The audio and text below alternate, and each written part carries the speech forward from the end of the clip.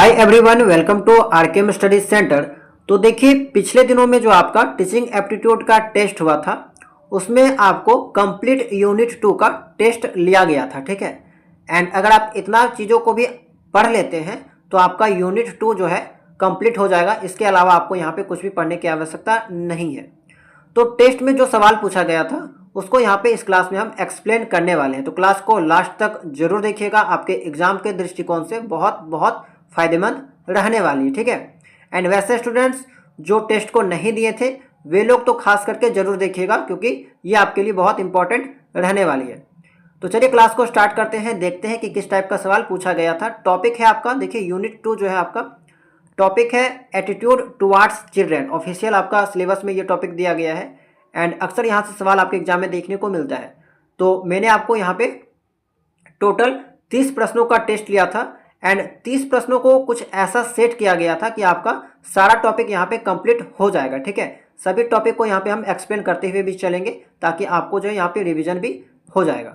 तो देखिए, पहला जो सवाल पूछा गया था वो है आपका विकास की प्रक्रिया में बालक के अंतर्गत किस प्रकार का परिवर्तन आता है। तो देखिए, यहाँ पे मैंने दो टर्म के बारे में जिक्र किया था, एक था अभिवृद्धि एंड दूसरा था विकास। एंड इसका जो है वो थ्योरी वाला क्लास भी अपलोड है, आप लोग देख सकते हैं। तो अभिवृद्धि में जो है वो केवल शारीरिक आकार माप वगैरह के बारे में जिक्र होता है, लेकिन विकास जो आपका ओवरऑल डेवलपमेंट के बारे में बात करता है, यानी कि आपका शारीरिक विकास कितना हुआ, मानसिक विकास कितना हुआ, चारित्रिक विकास कितना हुआ, ठीक है, सामाजिक विकास कितना हुआ, सभी तरह के विकास के बारे में बात करता है। इसके अलावा अभिवृद्धि जब एक निश्चित समय तक ही चलता है, ठीक है, जैसे कि मान लीजिए आपका आयु है, एक निश्चित टाइम के लिए चलेगा, आपका जो वजन है वो आपका एक निश्चित टाइम के लिए बढ़ेगा, आपका जो हाइट है वो आपका एक निश्चित टाइम के लिए बढ़ेगा।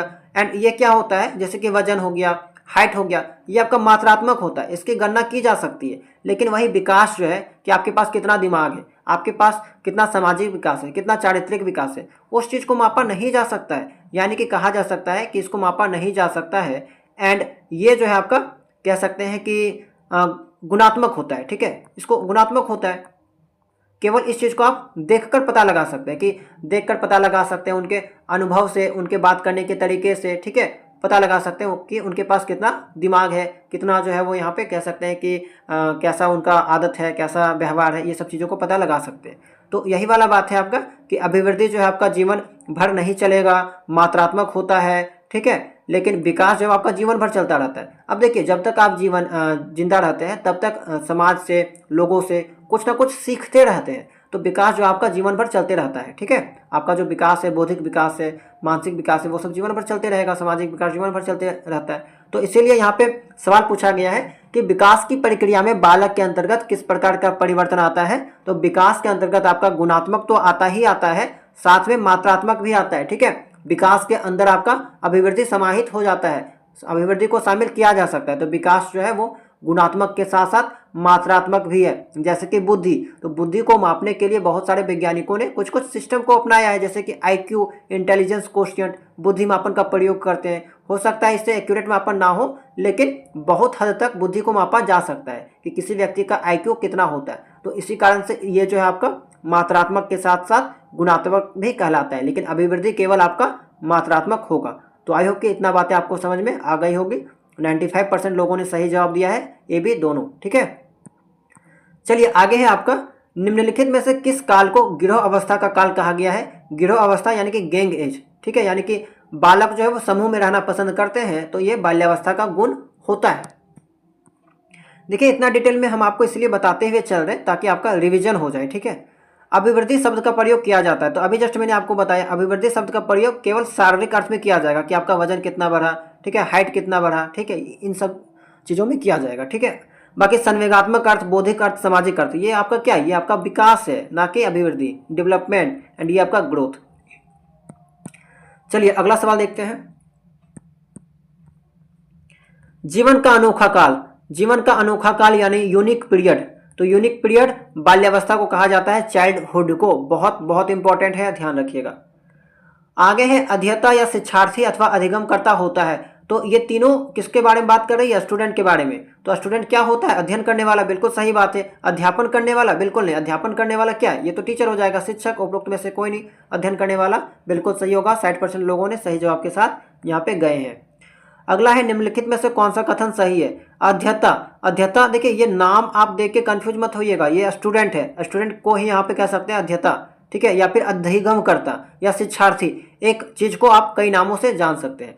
एंड जाहिर सी बात है आपका जो सब्जेक्ट है टीचिंग एप्टीट्यूड में, इसमें स्टूडेंट को कंफ्यूज करने के लिए हार्ड वर्ड का उपयोग किया जाता है, जैसे कि यहाँ पे अध्यता।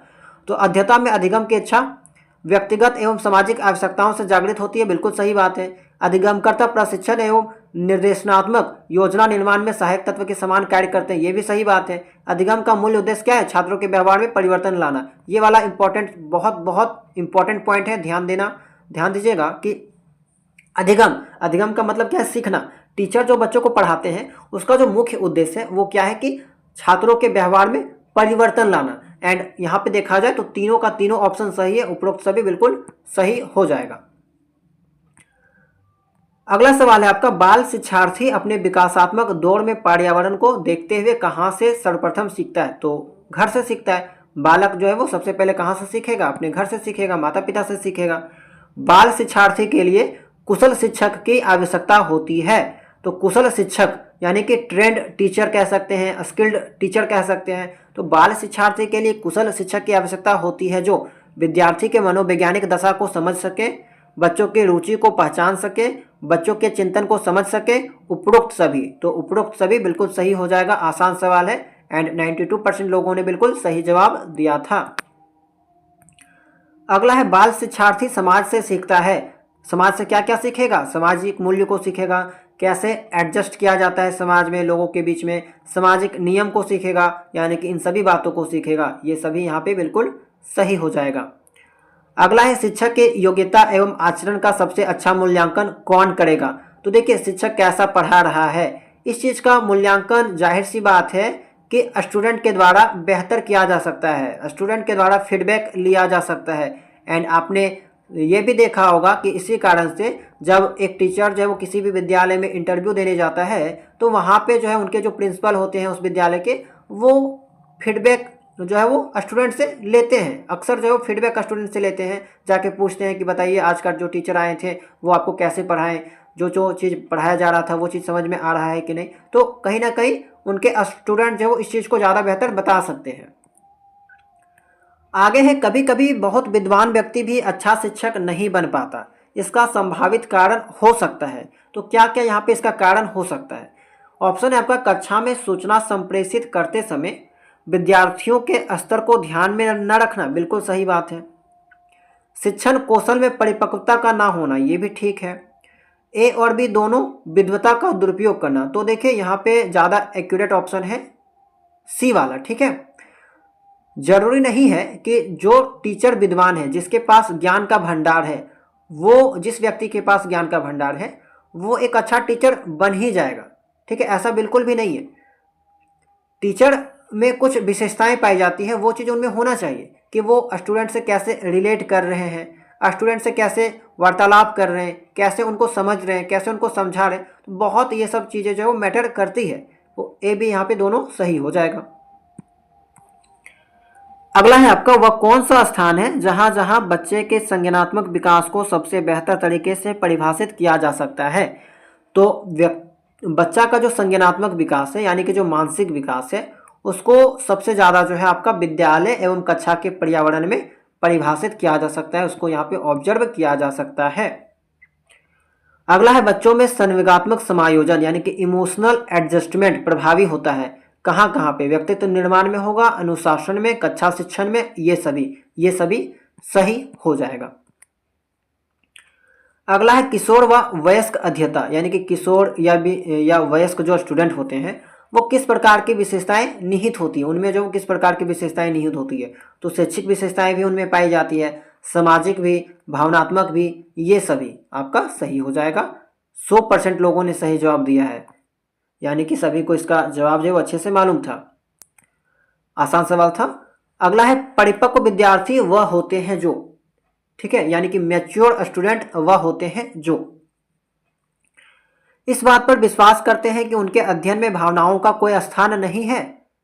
ऐसा तो नहीं है कि उनके अध्ययन में भावनाओं का कोई स्थान नहीं होता, इस चीज़ को समझना चाहिए बच्चों को। होता है, बिल्कुल होता है। अपनी बौद्धिकता के साथ अपने सभी प्रकार के द्वंद्वों का शीघ्र समाधान कर लेना। अपने अध्ययन में कभी कभी भावनाओं की सहायता चाहते हैं। कठिन परिस्थितियों में अध्ययन से विचलित नहीं होते, कठिन परिस्थितियों में भी अध्ययन से विचलित नहीं होते। तो ये ज़्यादा जो है वो मैच्योरिटी वाला बात कही जा रही है, ठीक है। ज़्यादा मैच्योरिटी यहाँ पे आपको ये ऑप्शन में देखने को मिल रही है कि अगर बच्चा कोई मैच्योर है तो वो जो है वो कठिन से कठिन परिस्थिति भी उसके सामने क्यों ना आ जाए, वह विचलित नहीं होगा। तो ये आपका ज़्यादा एक्यूरेट जो है वो लग रहा है, ये आपका सही हो जाएगा। 39% लोगों ने यहाँ पे सही जवाब दिया है। अगला है, सीखने में शिक्षक विद्यार्थी के लिए किस रूप में सहायक होते हैं।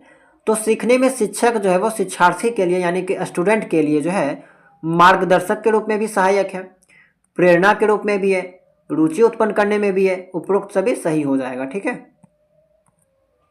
नेक्स्ट सवाल है आपका, प्रजातांत्रिक संदर्भ में शिक्षा का उत्तरदायित्व होना चाहिए, यानी कि प्रजातांत्रिक कह लीजिए या फिर लोकतांत्रिक कह लीजिए। एंड इसमें क्या होता है कि स्टूडेंट एंड टीचर दोनों के बीच जो है यहाँ पे कनेक्शन होता है, दोनों यहाँ पे कह सकते हैं दोनों के बीच इंटरेक्शन होता है, ठीक है। तो क्या होगा कि उत्तरदायित्व होना चाहिए, व्यक्तिगत विभिन्नताओं का विकास होना चाहिए, सरकारी पराधीनता का विकास होना चाहिए, उत्तरदायी स्वतंत्रता की भावना का विकास। बिल्कुल स्वतंत्रता शब्द आया है एंड ये जो शब्द है आपका इसी में देखने को मिलेगा, लोकतांत्रिक में यानी कि डेमोक्रेटिक में। समान नागरिक संहिता का विकास, तो देखिए ये वाला आपका सही हो जाएगा, ठीक है। उत्तरदायी स्वतंत्रता की भावना का विकास, ये आपका ज़्यादा एक्यूरेट है, ये वर्ड आपको इस चीज़ को डिस्क्राइब कर रहा है।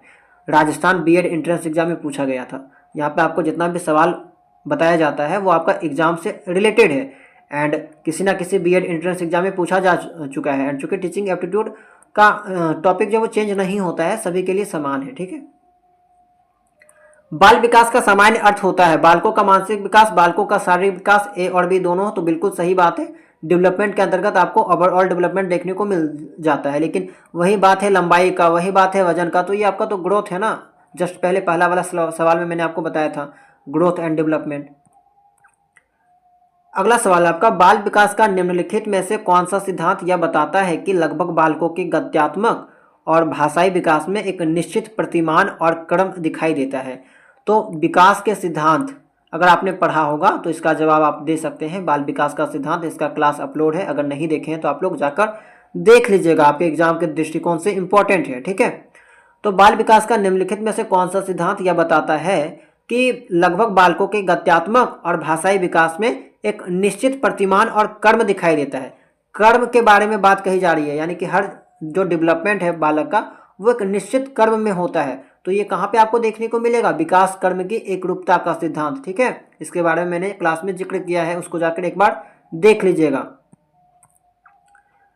आगे है, बाल विकास का कौन सा सिद्धांत यह बताता है कि जिन बच्चों में औसत से अधिक वृद्धि होती है वे शारीरिक, सामाजिक, संवेगात्मक विकास में भी काफ़ी आगे बढ़े हुए पाए जाते हैं। यानी कि कोई बच्चा है जिसका दिमाग तेज है, ठीक है, जिन बच्चों में औसत से अधिक वृद्धि होती है। अच्छा, औसत से अधिक वृद्धि होती है यानी कि मान लीजिए कि कोई बच्चा है जिनमें जो है वो कोई चीज़ का अधिकता है, जैसे कि उसका दिमाग हो गया, उसका जो है फिजिकल वगैरह सही है, तो देखा जाता है कि उनका जो बुद्धि है, शारीरिक विकास हो गया, सामाजिक संवेगात्मक विकास, ये भी बेहतर होगा। यानी कि कनेक्शन के बारे में बात कही जा रही है, इंटर रिलेशन। एक थ्योरी मैंने आपको बताया था, परस्पर संबंध का सिद्धांत, यानी कि inter relation, principle of inter relation. यानी कि अगर आपका एक डेवलपमेंट रुक जाता है या फिर एक डेवलपमेंट यहाँ पे चल रहा है तो ये जो है वो आपका अगला डेवलपमेंट को भी इफेक्ट करेगा, प्रभावित करेगा। तो सेम चीज़ यहाँ पे देखने को मिल रही है, ठीक है, कि एक चीज़ अच्छा है तो उसके कारण जो है वो अगला चीज़ भी यहाँ पे अच्छा दिखाई दे रहा है। तो यहाँ पे कनेक्शन का बात हो रहा है, रिलेशन का बात हो रहा है, इसीलिए इसको इंटर रिलेशन कहा जाता है, इंटर रिलेशन थ्योरी प्रिंसिपल। 34 का यानी कि 34 लोगों ने सही जवाब दिया है, ऑप्शन नंबर ए सही हो जाएगा। नेक्स्ट है, बाल विकास का कौन सा सिद्धांत यह बताता है कि एक बालक पहले पूरे हाथ को, फिर अंगुलियों को और फिर हाथ और अंगुलियों को एक साथ चलाना सीखता है। तो यहाँ पे क्या हो रहा है, एकीकरण किया जा रहा है, ठीक है, यानी कि पहले हाथ को, फिर अंगुली को, फिर हाथ और अंगुली को साथ में चलाना सीख रहा है। तो एकीकरण किया जा रहा है। जब हम लोग क्या करते हैं कि कोई काम करने के लिए सभी अंगों को मिला के काम करते हैं, हाथ में जो है वो सभी चीज़ों को मिला के काम करेंगे, तो वो एकीकरण का सिद्धांत कहलाता है, इंटीग्रेशन, प्रिंसिपल ऑफ इंटीग्रेशन। इसके बारे में भी मैंने डिटेल से जिक्र किया था एग्जाम्पल के साथ में, क्लास नहीं देखे होंगे तो देख लीजिएगा जरूर, ठीक है। अगला है, बाल विकास का निम्नलिखित में से कौन सा सिद्धांत यह बताता है कि बालकों का विकास उनके व्यक्तिगता के अनुरूप होती है। तो व्यक्तिगत अंतर का सिद्धांत, प्रिंसिपल ऑफ इंडिविजुअल डिफरेंस, ठीक है। यानी कि प्रत्येक व्यक्ति जो है वो अलग अलग हो सकता है, उनकी जो सोच है, उनका जो डेवलपमेंट है वो अलग अलग होगा। आगे है मानव विकास की किस अवस्था में बच्चे के सीखने की गति सर्वाधिक होती है। तो बच्चे जो है वो ज़्यादातर किस में सीखेंगे, शिशुअवस्था में बच्चे जो है वो ज़्यादा सीखते हैं, ठीक है। लेकिन अफसोस की बात है बहुत कम लोगों ने यहाँ पे सही जवाब दिया है। भाषा के विकास के लिए सबसे संवेदनशील समय निम्नलिखित में से कौन सा है। तो प्रारंभिक बचपन का समय, ठीक है। प्रारंभिक बचपन का समय जो है भाषा विकास के लिए सबसे संवेदनशील है, सबसे इंपॉर्टेंट है। 25 है मैं कौन हूँ, मैं क्या हूँ, मैं भी कुछ हूँ आदि जैसी प्रबल भावनाएं बालक के विकास के किस अवस्था की सूचक होती है। तो ये चीजें आपको किशोरावस्था के दौरान देखने को मिलती है। अगला है आपका निम्नलिखित में से बाल विकास के आयामों में शामिल है। डायमेंशन ऑफ डेवलपमेंट के बारे में मैंने जिक्र किया था। ये सभी जो है वो आपका सही हो जाएगा। सभी स्टूडेंट ने सही जवाब दिया है। नेक्स्ट है निम्नलिखित में से कौन सा बाल विकास को प्रभावित करने वाला आंतरिक कारक है। आंतरिक कारक एंड बाह्य कारक दोनों के बारे में मैंने जिक्र किया था। लास्ट क्लास आपको इसी के बारे में मिला था। अगर नहीं देखा है तो आप लोग जाकर देख लीजिएगा, आपको सभी चीजें अच्छे से समझ में आ जाएगी। तो कौन सा आंतरिक कारक है, बुद्धि आपका आंतरिक कारक है, शारीरिक कारण भी आंतरिक है, अनुवांशिक गुण भी आंतरिक है। तो ये आपका ये सभी करेक्ट हो जाएगा, ऑप्शन नंबर डी लास्ट वाला। अगला सवाल है निम्नलिखित में से कौन सा बाल विकास को प्रभावित करने वाला बाह्य कारक है। आर्थिक स्थिति, सामाजिक स्थिति, जीवन की घटनाएं। देखिए यहाँ पे ना इस सवाल को लेकर बहुत सारा कन्फ्यूजन रहता है एंड अलग अलग किताब में जो है वो इसका जवाब भी अलग अलग देखने को मिला है, ठीक है। तो एक चीज को समझिएगा कि अगर आपका सामाजिक प्रकृति दिखाई दे, सामाजिक प्रकृति, तो उसको आप आंतरिक कारक पे रख लीजिएगा। एंड अगर आपका सामाजिक स्थिति दिखाई दे तो वो आप जो है वो बाह्य कारक में रख लीजिएगा, ठीक है। तो यहाँ पे क्या है, आर्थिक स्थिति, सामाजिक स्थिति, जीवन की घटनाएं। तो ये सभी यहाँ पे सही हो जाएगा, ठीक है। ये वाला आपका गलत है, क्योंकि किताब में आपका, अगर आप किताब में देखिएगा तो ये आपका 1 और 3 सही जवाब देखने को मिलता है, लेकिन एक्चुअल में आपका ज़्यादा सही रहेगा ये सभी, ठीक है। ऑप्शन डी सही हो जाएगा। नेक्स्ट है आपका, ये वाला भी आपका बीएड एंट्रेंस एग्जाम में पूछा गया सवाल है एंड यूपी टेट में भी पूछा गया है, यू टेट में पूछा गया है, उत्तराखंड टेट में, ठीक है। सवाल है कि शिक्षा के संदर्भ में समाजीकरण से तात्पर्य है। तो शिक्षा के संदर्भ में समाजीकरण से क्या तात्पर्य है, अपने सामाजिक मानदंड बनाना, समाज में बड़ों का सम्मान करना, सामाजिक मानदंडों का सदैव अनुपालन करना, सामाजिक वातावरण में अनुकूलन और समायोजन करना। तो समाजीकरण का मतलब ही होता है कि समाज में आप कैसे एडजस्ट कर रहे हैं, कैसे वो जो है अडेप्टेशन कर रहे हैं, कैसे अनुकूलन कर रहे हैं, ठीक है। 90% लोगों ने बिल्कुल सही जवाब दिया है, ऑप्शन नंबर डी सही हो जाएगा। लास्ट सवाल है आपका, निम्न में से कौन बाल विकास को प्रभावित करने वाला आंतरिक कारक नहीं है, ठीक है। संवेगात्मक कारक, भौतिक कारक, शारीरिक कारक, सामाजिक कारक। तो देखिए संवेगात्मक कारक हो गया, शारीरिक कारक, सामाजिक कारक, ये सब आंतरिक कारक है, नहीं है पूछा गया। तो ये वातावरण, पर्यावरण, ये सब जो है वो समाज वगैरह, ये सब आपका क्या है, बाह्य कारक है। तो यानी कि बी वाला सही हो जाएगा। 53% लोगों ने सही जवाब दिया है। तो इस क्लास में मैंने आपको जो कंप्लीट यूनिट 2 का रिवीजन करा दिया एंड यही सब चीज़ें जो आपको यूनिट 2 में पढ़ना है। यूनिट 2 बेसिकली जो है वो एटीट्यूड टुवर्ड्स चिल्ड्रन, यानी कि बच्चों के प्रति दृष्टिकोण, बच्चा से रिलेटेड जितना भी टॉपिक है आपको इस यूनिट के अंतर्गत जो है वो देखने को मिलता है, ठीक है। एंड जितना भी चीज़ें मैंने आपको बताया है, अगर इतना चीज़ भी आप अच्छे से कर लेते हैं तो आप जो है इस टॉपिक से जितना भी सवाल पूछा जाएगा आप आसानी से सॉल्व कर पाइएगा, ठीक है। एंड ये आपका आगे भी काम आने वाला है, ओके। इसी तरह से आपको आगे भी सभी यूनिट का जो है वो रिवीजन टेस्ट मिलेगा, ठीक है। एंड क्लासेस जो है वो देखने को मिलेगी। तो अगर आप लोग चैनल में नए होंगे तो चैनल को सब्सक्राइब कर लीजिएगा। एंड आज का क्लास कैसा रहा आप लोग कमेंट सेक्शन में जरूर बताइएगा, क्योंकि आपका कमेंट जो है वो यहाँ पे इंसान को जो है वो बहुत मोटिवेट करता है, यानी कि हमें जो बहुत मोटिवेट करता है। इससे जो है वो आपको और भी अच्छे से अच्छा कंटेंट देखने को मिलेगा, ठीक है। एंड और एक बात कि अगर आप जो है वो प्राइवेट ग्रुप को ज्वाइन करना चाहते हैं, डेली टेस्ट देना चाहते हैं, अपनी तैयारी को बेहतर बनाना चाहते हैं, स्टूडेंट के बीच में आप कितना रैंक हासिल करते हैं, इस चीज़ का वो पता करना चाहते हैं, तो आप लोग प्राइवेट ग्रुप को ज्वाइन कर सकते हैं। कैसे ज्वाइन करना है, डिस्क्रिप्शन बॉक्स में उसका डिटेल दिया गया है। वहाँ से आप लोग टेलीग्राम का आईडी मिलेगा, उस पर कॉन्टैक्ट कीजिएगा तो वहाँ से आप लोग ज्वाइन कर सकते हैं। यकीन मानिए यहाँ पे आपको बहुत सारी फीचर्स देखने को मिलेगी, बहुत कुछ नया जो है वो चीज़ें सीखने को मिलेगी, ठीक है। डेली टॉपिक वाइज नोट्स दिया जाएगा, टॉपिक वाइज टेस्ट लिया जाता है, कंप्लीट स्टडी मटेरियल आपको दिया जाएगा एंड संपूर्ण तैयारी आपको कराई जाएगी, ठीक है। तो आप लोग अगर चाहते हैं ज्वाइन होना तो ज्वाइन कर सकते हैं। यहाँ से आपको बहुत बेनिफिट मिलने वाला है। तो चलिए मिलते हैं हम लोग नेक्स्ट क्लास में नए टॉपिक के साथ।